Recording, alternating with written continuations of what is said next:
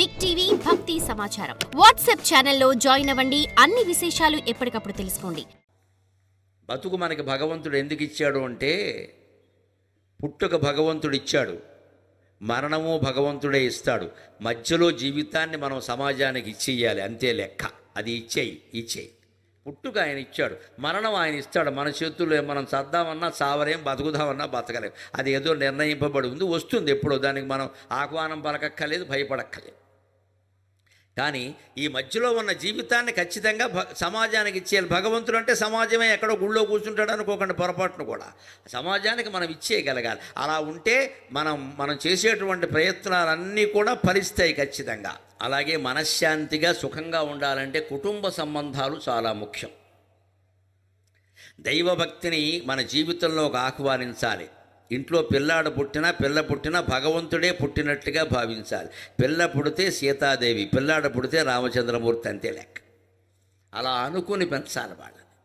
జీవితంలో అన్ని దశలు, బ్రహ్మచర్యం కావచ్చు, గృహస్థాశ్రమం కావచ్చు, వానప్రస్థం కావచ్చు, వార్ధక్యం, సన్యాసం కావచ్చు, అన్నీ గొప్పవే.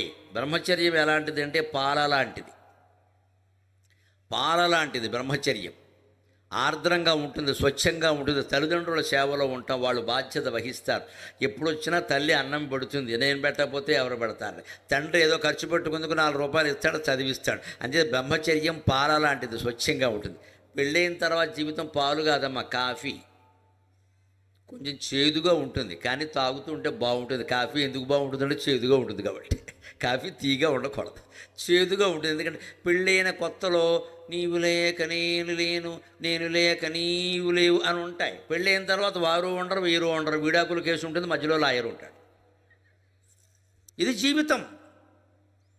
దీనికి సిద్ధపడే చేసుకోవాలి పెళ్ళి. ఒక ఆడది మగాడిని నమ్మి సమస్త సమస్యలకి పరిష్కారం అని వాడిని పెళ్లి చేసుకుంటుంది. చిత్రం ఏంటంటే అన్ని సమస్యలు ఉండవు, వీడు పెద్ద సమస్య అయిపోతాడు తర్వాత. ఇప్పుడు సమస్య మళ్ళీ మొదటికి వచ్చింది.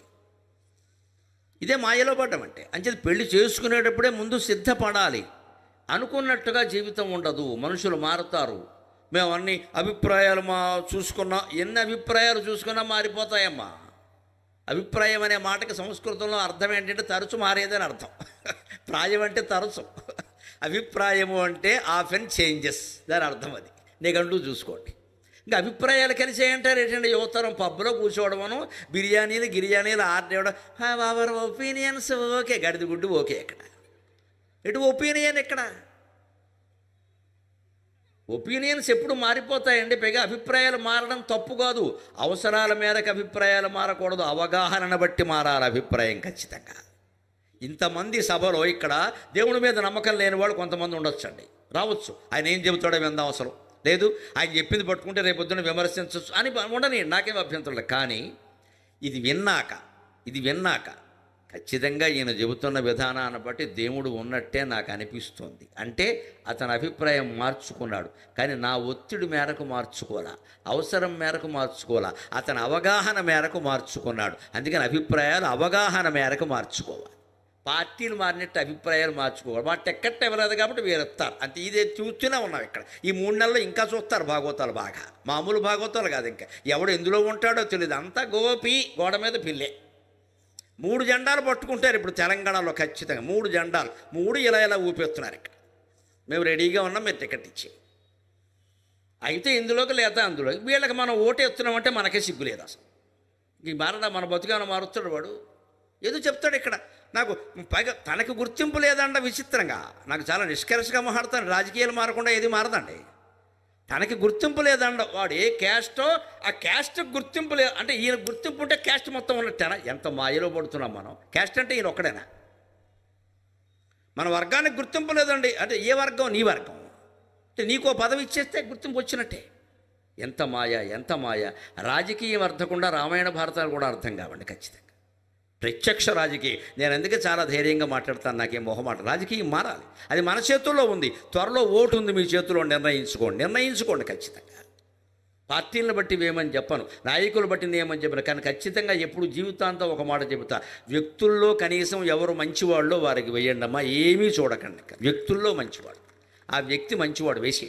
పార్టీ చూడొద్దు, నాయకుడు ఎవడు శాశ్వతం కాదు ఇక్కడ. ఎందులోనైనా ఉండని ఇండిపెండెంట్గా పొడి చేయి. మనకున్న పెద్ద జబ్బు ఏంటంటే మనం వేస్తాం కానివ్వండి ఎక్కుతాడంటావా, దీన్నే ఓవర్ యాక్షన్ అంటారు. నేను వేయమని చెప్పాను, నెగ్గుతాడు ఎక్కడ నీకెందుకే, ఇది పెద్ద ఈయనకి ఎంత అహంకారం, ఇది ఓటర్కి ఎంత అహంకారం అంటే ఈయన వేసిన వాడు నెగ్గాలి, అంత అహంకారం నీకెందుకు ఇక్కడ ఓ ముద్ర వేయ అని చెబితే నెగ్గాల్సిన పనేం లేదండి. మనం ఎవరికి వెయ్యాలో వారికి వేస్తాం.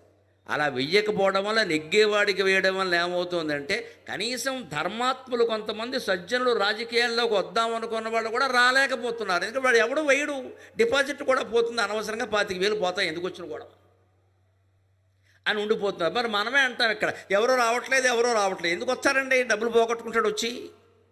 కనీసం వాడికి వేస్తే 1,00,000 ఓట్లు రాకపోయినా 25,000 ఓట్లు వచ్చాయనుకోండి, ఆయన అనుకుంటాడు ఓ నన్ను కూడా అభిమానించేవాడు కొంతమంది ఉన్నారు, మంచిని ప్రేమిస్తున్నారు కొంతమంది, ఈ సంఖ్య పెరిగితే వచ్చే ఎన్నికల్లో నాకు అవకాశం ఉంటుంది అని కాస్త ఆలోచిస్తాడు కదా. రాజకీయాలు మారాలంటే మనకి నచ్చిన వ్యక్తికి వెయ్యాలి తప్ప ప్రచారాన్ని బట్టి ఓటేయకూడదండి. ఎప్పుడూ ప్రజాస్వామ్యంలో ఇది గుర్తుపెట్టుకుంటే దేశాన్ని మార్చడానికి అది ఒక్కటి చాలు. అంటే అభిప్రాయాల ప్రకారం కాదని, ఎప్పుడు బ్రహ్మచర్యం అంటే పాల లాంటిది, స్వచ్ఛంగా ఏదో గడిచిపోతుంది ఆర్ద్రంగా. గృహస్థాశ్రమం కాఫీ అమ్మ సిద్ధపడాలి, కాఫీ ఫిల్టర్ కాఫీ సరిగ్గా ఎప్పుడూ కలిపేవాళ్ళు కలిపితేనే బాగుంటుంది, ఇంకెక్కడ తగినా బాగుండదు. అంచేత అనురాగం, దంపతుల మధ్య అనురాగం కూడా ఆ ఇద్దరి మధ్య ఎప్పుడు ఉండే మాటలు, ఉండే చర్యలు, ఉంటే సాన్నిహిత్యం ఉంటేనే బాగుంటుంది. ఆవకాయ బాగా తెలుసు కదా తెలుగు వాళ్ళందరికీ, అనురాగం కూడా ఆవకాయ లాంటిదే, నిలవన్న కొద్దీ రుచి పెరుగుతుందండి ఖచ్చితంగా. ఆవకాయ కొత్తగా పెట్టినప్పుడు ఒక రుచిలో ఉంటుంది, 6 నెలలు అయ్యాక చూడండి ఒక రుచి ఉంటుంది, 9వ నెలలో చూడండి కొత్తగా పుట్టిన పిల్లాడి దగ్గర వచ్చే వాసనలా కొత్త రుచి వస్తుందండి ఖచ్చితంగా. ఆవకాయకి చెడు లేదమ్మా, ఏడాదంతా నిలవ ఉంటుంది ఖచ్చితంగా. కాకపోతే ఒక్కటే, ఆవకాయ కాస్త పైనుంచి కిందికి కలుపుతూ ఉండాలి, అనురాగం కూడా పైనుంచి కిందికి కలుపుతూ ఉండాలి. అంటే అనురాగాన్ని వ్యక్తం చేయాలి. ముఖ్యంగా మగవాళ్ళు నేర్చుకోవాలి, ఆడాళ్ళకి ఈ విషయం చెప్పక్క. మగాళ్ళు మాత్రం ఎలా ఉండాలి, దాంపత్యం బాగుండాలి. అందుకే కొత్తగా పెళ్ళి అయిన వాళ్ళకి చెబుతా, నా పిల్లలుగా భావించి ఎలా ఉండాలంటే ఆడాళ్ళు కాస్త అందమైన చీర కట్టుకొచ్చి అక్కడ నిలబడగానే అంటారు, అంటే గొంతులో కిచకిచ విక్షు వ్యాపార బాడీ, ఏదో సలహా కోసం కాదు నీ దగ్గర నిలబడింది, ఇక్కడ చీర బాగుందో లేదో చెప్పమని, ఆ మాత్రం అర్థం చేసుకోవాలి. అదిరిపోయిందా చీర అని చెప్పాలి, అదిరిందో లేదో మనకెందుకు, మనకు పెట్టే టిఫిన్ బాగుంటుంది, కాఫీ బాగుంటుంది. పొగడ్తకు లొంగనవాడు ప్రపంచంలో లేడు. పొగడ్త చెవిటివాడికి కూడా వినపడుతుందండోయ్, పొగడ్త చెవిటివాడికి కూడా వినపడుతుంది. 2 చెవులు వినపడిన వాడి దగ్గర మీరు పొగడండి, ఏదో అన్నం ఇంకోసారి చెప్పంటాడు, అది వినపడింది. పొగడ్త అంత గొప్పది, హాయిగా మంచి మాటతో లొంగ తీసుకోవచ్చు, సంసారం చేసుకోవచ్చు. ఎందుకు వచ్చిన గొడవ ఇది, పౌరుషాలు. కాస్త అనురాగాన్ని వ్యక్తం చేయడం, పైకి కిందికి కలపడం అంటే అదే, వ్యక్తం చెయ్యి.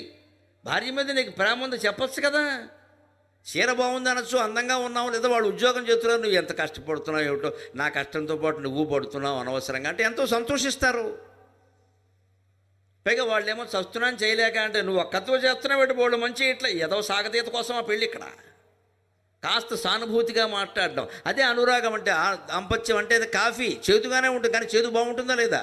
వానప్రస్థం 50 ఏళ్ళు దాటిన వాళ్ళకు కూడా చెబుతున్నాను, నాకు దాటే కాబట్టి. వానప్రస్థాశ్రమం పాలు కాదు, కాఫీ కాదు, మజ్జిగ లాంటిది. ఇది మజ్జిగ పొల్లగా ఉంటుంది, కానీ కాస్త లోపల చల్లగా ఉంటుంది ఖచ్చితంగా. తాగితే పొల్లగా ఉంటుంది, కానీ లోపల చల్లగా ఉంటుంది. రాత్రి ఖచ్చితంగా గ్లాసు మజ్జిగ తాగి పడుకుంటే నిద్ర పడుతుంది, పీడకాలాలు రావు. మజ్జిగకి అంత ప్రయోజనం ఉంది, పీడకాలాలు రావు.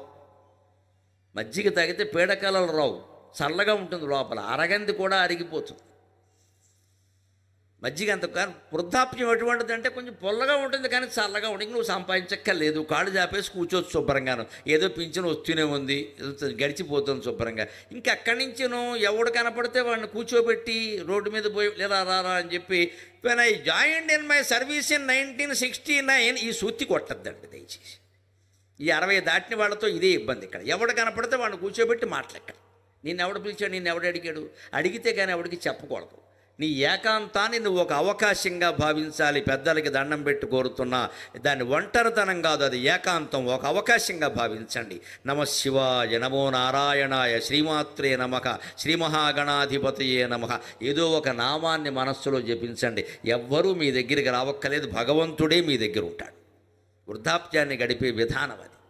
అంతేగాని ఏటో ముసలాళ్ళం అయిపోయాం, ఎవరో పట్టించుకోవటం. పట్టించుకుంటే ఆమోదం పట్టించుకుని ఏం చేస్తావు ఇక్కడ నువ్వు ఇప్పుడు పట్టించుకున్నంతకాలం పట్టించుకున్నా వదిలేయచ్చు కదా. For more videos like this, subscribe Big TV channel.